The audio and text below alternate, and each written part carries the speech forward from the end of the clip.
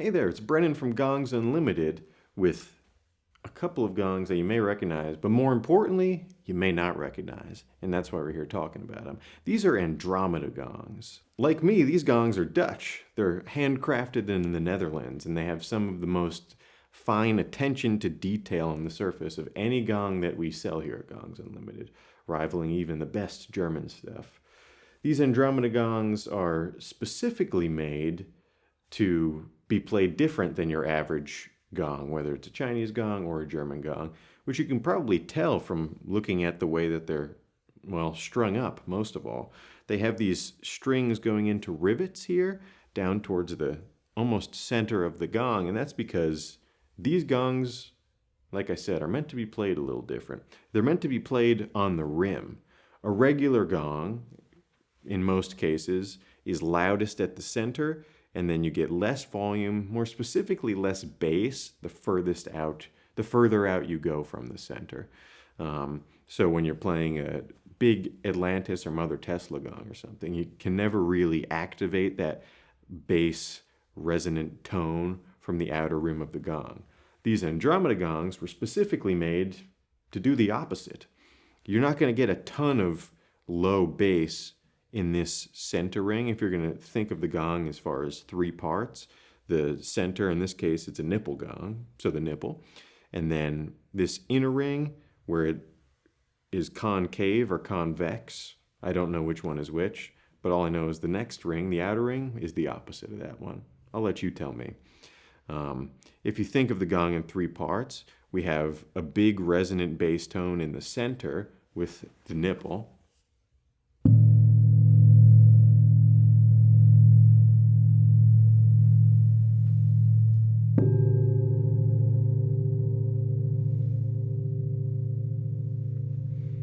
Then we have a ring right next to that, the second innermost ring, where you're not going to get all that much of a bass tone, not that much volume.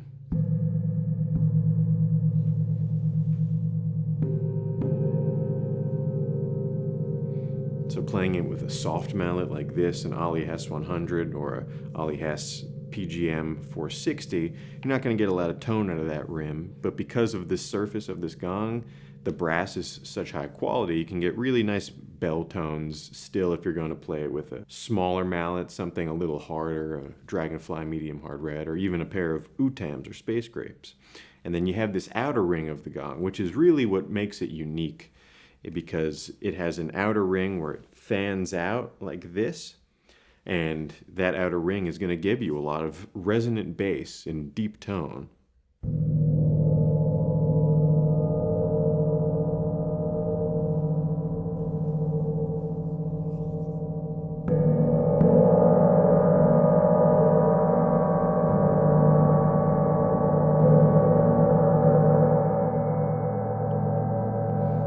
And so that's why these gongs are so uniquely shaped and so uniquely strung up. Being able to play the rim like that necessitates having these rivets here in the center so that the gong can hang a little bit back and you have this entire range of top to bottom, the whole rim you can play.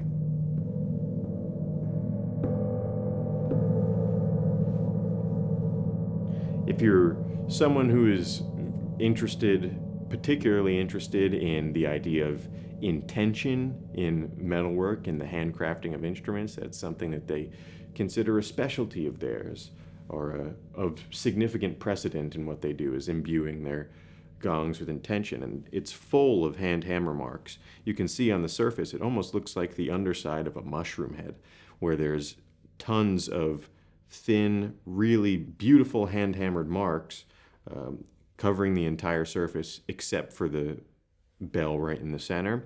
And every one of those hand hammer marks are imbued with specific intention from the maker himself.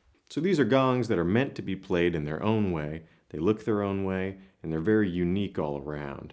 So it's very important to see how they play before you make a purchase of them, just so you understand what makes them special, what makes them unique. So maybe I should stop talking about it, and we should start playing them. So now we're going to do a demonstration of both these gongs, a 32-inch Andromeda and a 20-inch Andromeda, side by side together so you can get an idea of how they sound and how they're played. Here we go.